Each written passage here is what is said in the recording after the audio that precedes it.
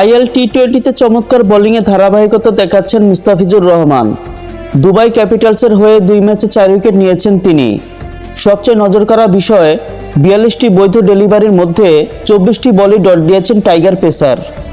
গত ম্যাচে গালফ জায়ান্টসের বিপক্ষে 4 ওভারে 26 রান দিয়ে 2 উইকেট নেওয়ার পর আবুধাবি নাইট রাইডার্সের বিপক্ষেও জ্বলে ওঠেন ফিজ।